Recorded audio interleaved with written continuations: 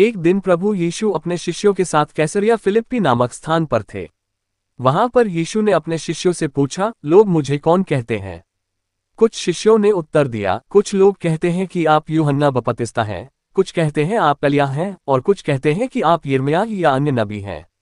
फिर यीशु ने पूछा, लेकिन तुम क्या कहते हो, मैं कौन हूं? तब पेत्रुस, जिसका मूल नाम शिमोन था, ने उत्तर दिया, आप मसीह हैं, जीवित परमेश्वर के पुत्र। ये सुनकर यीशु ने पेत्रुस से कहा, धन्य हो तुम शिमोन, योना के पुत्र, क्योंकि यह बात तुम पर मानव से प्रकट नहीं हुई, बल्कि मेरे स्वर्गीय पिता से।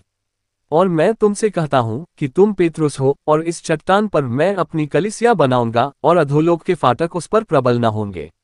मैं तुम्हें स्वर्ग राज्य की चाबियां दूंगा, और जो कुछ तुम पृथ्वी पर बांधोगे वह स्वर्ग में बंधा जाएगा, और जो कुछ तुम पृथ्वी पर खोलोगे वह स्वर्ग में खुला जाएगा।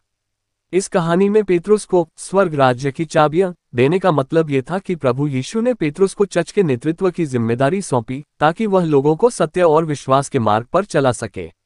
इसका एक प्रतीकात्मक अर्थ ये भी है कि पेत्रुस और उनके उत्तराधिकारी कलीसिया के प्रमुख को पापों को क्षमा करने और लोगों को ईश्वर के राज्य में प्रवेश दिलाने की शक्ति दी गई थी। इस प्रकार पेत्रुस को चाबियां देने का मतलब है कि वह चर्च की आधारशिला और नेतृत्वकर्ता बने।